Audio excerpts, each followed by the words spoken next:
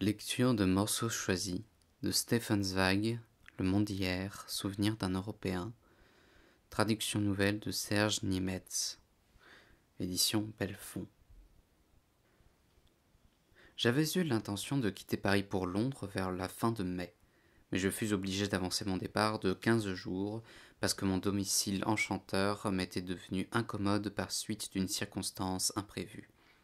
Cela se produisit à l'occasion d'un épisode singulier qui m'amusa beaucoup tout en m'ouvrant des vues fort instructives sur la manière de penser de milieux français très divers.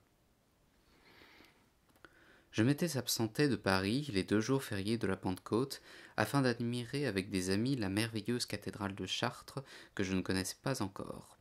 Quand le mardi matin, à mon retour dans ma chambre d'hôtel, je voulus me changer, je ne trouvai pas ma valise qui, durant ces derniers mois, se tenait tranquillement dans son coin. Je descendis en allant et allai trouver le propriétaire du petit hôtel qui occupait toute la journée, alternativement avec sa femme, la minuscule loge de portier. C'était un petit Marseillais replet, aux joues rouges, avec qui j'avais souvent plaisanté et même joué au tric-trac, son jeu favori, avec l'estaminet d'en face. Aussitôt, il s'agita terriblement et se mit à crier avec amertume en frappant de son poing sur la table ces paroles mystérieuses. C'était donc bien cela. Tout en enfilant son veston, il était comme toujours en manche de chemise, et en échangeant ses pantoufles confortables contre des souliers, il m'expliqua la situation. Et peut-être est-il nécessaire, pour la rendre intelligible, de rappeler d'abord une des singularités des maisons et des hôtels parisiens. À Paris, les petits hôtels ainsi que la plupart des maisons particulières n'ont pas de clé pour la porte d'entrée, c'est le concierge qui ouvre automatiquement la porte depuis sa loge dès qu'on a sonné au dehors.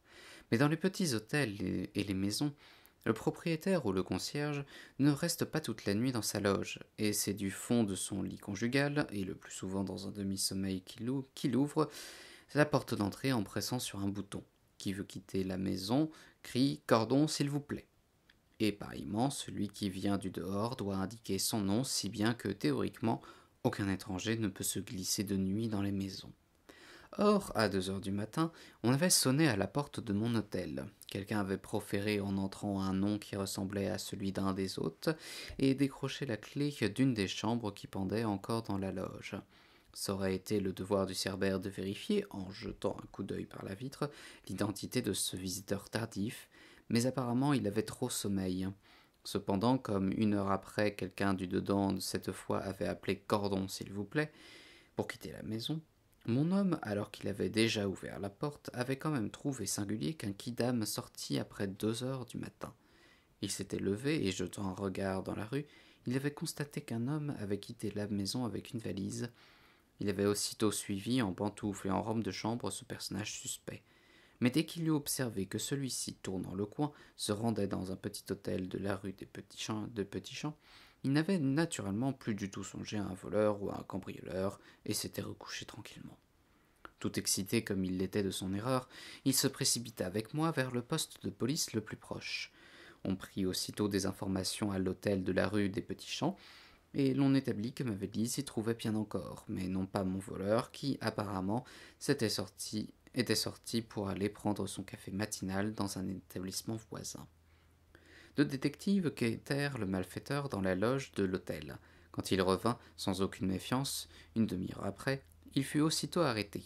Nous dûmes alors nous rendre à la police, mon hôte et moi, afin d'assister à l'enquête. Nous fûmes introduits dans le bureau du commissaire, un monsieur moustachu, ventripotent et plein de bonhomie, qui se tenait assis, l'habit déboutonné, devant sa table en grand désordre où s'accumulaient des monceaux de papier. Le bureau empestait le tabac, et une grosse bouteille de vin sur la table attestait que l'homme ne comptait pas au nombre des services de la sainte Hermandade, cruelle et ennemie de la vie. Tout d'abord, sur son ordre, on apporta ma valise. Je devais vérifier s'il n'y manquait rien d'essentiel. Le seul objet de valeur était une lettre de crédit de 2000 francs, déjà largement écornée par mon séjour de plusieurs voyages, et qui, bien entendu, ne pouvait être utilisée par un tiers. Elle se trouva effectivement au fond de ma valise et n'avait pas été touchée. Après qu'il eut consigné dans le procès-verbal de mes déclarations que je reconnaissais la valise pour ma propriété et que rien n'y avait été dérobé, ce fonctionnaire donna l'ordre d'introduire le voleur. Je n'étais pas médiocrement curieux de contempler son aspect. Et il en valait la peine. Entre deux robustes sergents, ce qui rendait plus grotesque encore son apparence chétive et sa maigreur, parut un pauvre diable passablement déguenillé, sans faux col, avec une petite moustache pendante et un visage morne de souris, visiblement à demi mort de faim. C'était, si l'on me passe cette expression, un mauvais voleur, ce que démontrait bien d'ailleurs sa technique maladroite qui ne lui avait pas suggéré de disparaître de grand matin avec ma valise. Les yeux baissés, tremblant légèrement comme s'il avait froid, il se tenait devant le formidable policier, et je dois le dire à ma honte, non seulement il me faisait pitié, mais j'éprouvais même pour lui une espèce de sympathie. Cet intérêt compatissant s'accrut encore quand un agent de police présenta solennellement aligné sur un grand plateau tous les objets qu'on avait découverts sur lui en le fouillant. On ne saurait guère imaginer collection plus invraisemblable. Un mouchoir de poche très sale et déchiré, une douzaine de fausses clés et de crochets de tous les formats retenus par un anneau et qui tintaient musicalement en se heurtant, un portefeuille râpé, mais heureusement pas d'armes, ce qui prouvait au moins que ce voleur exerçait son métier en connaisseur. Certes, mais pacifiquement. Sous nos yeux, on commença par examiner le portefeuille. Le résultat fut surprenant. Non pas qu'il eût contenu des coupures de 100 ou de 1000 francs, ni même aucun billet de banque. Il ne recelait pas moins de 27 photographies de danseuses et d'actrices célèbres très décolletées, ainsi que 3 ou 4 photographies de nus, ce qui ne rendait notoire aucun délit, sinon que ce garçon maigre et mélancolique était un amateur passionné de beauté et voulait laisser reposer sur son cœur, au moins en effigie, les étoiles pour lui inaccessibles du monde des théâtres parisiens. Bien que le sous-préfet examinât l'une après l'autre d'un regard sévère ces photographies de nus, il ne m'échappa point que ce singulier plaisir de collectionneur chez un délinquant de cet acabit l'amusait autant que moi, car ma sympathie pour ce pauvre criminel s'était considérablement accrue du fait de cette inclination pour le beau, et quand le fonctionnaire, prenant solennellement sa plume, me demanda si je souhaitais porter plainte, je lui répondis très vite par un nom qui allait de soi. Pour l'intelligence de la situation, il est peut-être nécessaire d'introduire ici une nouvelle parenthèse. Tandis que chez nous et dans bien d'autres pays l'accusation en cas de délit se fait office, c'est-à-dire que l'État, de sa propre autorité, prend en main la justice, en France, la liberté est laissée à la personne lésée de porter plainte ou non. Personnellement, cette conception du droit me paraît plus équitable que ce qu'on appelle la justice inflexible, car elle offre la possibilité de pardonner à autrui le tort qu'il vous a fait, tandis qu'en Allemagne, si par exemple une femme dans un accès de jalousie a blessé son bien-aimé d'un coup de revolver, toutes les prières et les supplications du blessé ne sauraient la sauver d'une condamnation. L'État intervient, arrache violemment la femme à cet homme, qui, attaqué dans un moment d'excitation, ne l'en aime peut-être que davantage en raison de la passion qu'elle a témoignée. Elle est jetée en prison, tandis qu'en France, tous deux, le pardon accordé, s'en retournent bras dessus bras dessous et peuvent considérer l'affaire comme réglée entre eux. Je n'eus pas plutôt prononcé ce nom absolu qu'il déclencha 3 réactions. Le jeune homme malingre entre les deux policiers se redressa subitement et me jeta un regard de reconnaissance que je n'oublierai jamais. Le commissaire reposa sa plume avec satisfaction. Il lui était visiblement agréable à lui aussi que mon refus de poursuivre le voleur lui évita de nouvelles écritures. Au contraire, mon hôtelier se fâcha tout rouge et se mit à crier que je ne pouvais pas faire cela, que cette canaille, cette vermine, devait être exterminée.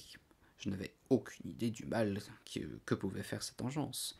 Jour et nuit, un âme convenable devait se tenir sur ses gardes pour ne pas être volé par ces crapules, et si l'on en laissait courir une, c'était un encouragement pour 100 autres.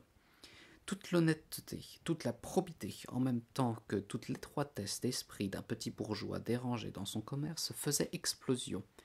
Il me somma d'un ton grossier, menaçant de revenir sur mon pardon en considération des ennuis que lui avait causé cette affaire. Mais je tins bon. J'avais recouvré ma valise, déclarai-je résolument. Par conséquent, je n'avais subi aucun dommage, et ainsi tout était réglé pour moi. De ma vie, je n'avais jamais pas encore porté plainte contre quiconque, et je mangerais à déjeuner un bon beefsteak bien épais sans me sentir mal à l'aise, si je pouvais me dire qu'un autre n'en était pas réduit par ma faute à l'ordinaire de la prison. Mon hôte riposta avec une véhémence accrue, et quand le fonctionnaire expliqua que la décision ne dépendait pas de lui, mais de moi, et que, par mon refus de poursuivre, l'affaire était liquidée, il se détourna brusquement, quitta le bureau furieux et claqua la porte derrière lui. Le commissaire se leva, lança un sourire du côté du personnage furibond qui venait de disparaître, et me tendit la main en signe de muette intelligence. Ainsi, l'action officielle était terminée, et déjà je saisissais ma valise pour la reporter à mon domicile. Mais à ce moment-là se produisit quelque chose de tout à fait remarquable. Le voleur s'approcha rapidement et avec une contenance très humble. « Oh non, monsieur, dit-il, c'est moi qui vais vous la porter chez vous. » Je me mis donc en route et retournai à mon hôtel à 4 rues de là, tandis que derrière moi, le voleur reconnaissant portait ma valise. Ainsi, une affaire qui avait débuté assez désagréablement semblait se terminer de la manière la plus gaie et la plus réjouissante. Mais elle produisit encore, en une succession rapide, 2 épilogues auxquels je dois des contributions fort instructives à la connaissance de la psychologie des Français. Quand le lendemain j'arrivai chez Verhaeren, il me salua et avec un sourire malicieux. « Tu as des aventures bien singulières ici à Paris, me dit-il en plaisantant, et tout d'abord je ne savais pas que tu étais un gaillard aussi fabuleusement riche. » Je ne compris pas immédiatement ce qu'il voulait dire. Il me tendit un journal, et j'y lus une prodigieuse relation des événements de la veille, à ceci près que je reconnaissais à peine les circonstances véritables dans cette composition romanesque. Avec un art consommé de journaliste, on racontait que dans un hôtel du centre, un étranger de marque, j'étais devenu un homme de marque, pour être plus intéressant, avait été victime d'un vol. On lui avait dérobé une valise qui renfermait une quantité d'objets de valeur, en particulier une lettre de crédit de 20 000 francs. Les 2 000 s'étaient décuplés au cours de la nuit, ainsi que d'autres trésors irremplaçables, lesquels en réalité consistaient exclusivement en chemise et en cravate. Il avait d'abord paru impossible de découvrir la moindre piste, car le voleur avait procédé avec un raffinement inouï, et son action attestait une connaissance exacte des lieux. Mais le commissaire de l'arrondissement, M. Untel, avait immédiatement pris toutes les dispositions avec son énergie bien connue et sa grande perspicacité. Sur ses instructions téléphoniques, et en l'espace d'1 heure, tous les hôtels et pensions de Paris avaient été visités avec le soin le plus exact, et ces mesures, exécutées avec la précision habituelle, avaient amené dans les plus brefs délais l'arrestation du malfaiteur. Le préfet de police avait immédiatement exprimé à ce fonctionnaire modèle son approbation particulière pour cet exploit remarquable. Par son esprit de décision et sa perspicacité, il avait en effet donné un nouvel exemple lumineux de la parfaite organisation de la police parisienne. Il n'y avait naturellement rien de vrai dans ce rapport. Le brave commissaire n'avait pas quitté sa table 1 minute, nous lui en avions en quelque sorte livré le voleur et la valise franco de port dans son bureau. Mais il avait profité de cette bonne occasion de se faire un petit capital de publicité. Si cet événement avait ainsi pris une tournure réjouissante pour le voleur comme pour la haute police, il n'en fut rien pour moi, car dès 7 heures, le propriétaire de l'hôtel, naguère si jovial, fit tout pour m'en rendre le séjour insupportable. Je descendais l'escalier et saluais poliment sa femme dans la loge. Elle ne me répondait pas et détournait d'un air offensé sa tête de bourgeoise vertueuse. Le valet ne faisait plus ma chambre comme il aurait convenu. Des lettres s'égaraient de manière énigmatique, même dans les magasins du quartier et au bureau de tabac, où ma qualité de fumeur enragé me faisait d'ordinaire accueillir en vrai copain, je ne rencontrais plus tout à coup que des visages glacés. La morale petite bourgeoise offensée non seulement de la maison, mais de toute la rue et même de l'arrondissement se dressait contre moi, parce que j'avais aidé le voleur. Et finalement, il ne me resta plus qu'à m'en aller avec la valise que j'avais sauvée. et à quitter le confortable hôtel aussi ignominieusement que si j'avais été moi-même le criminel.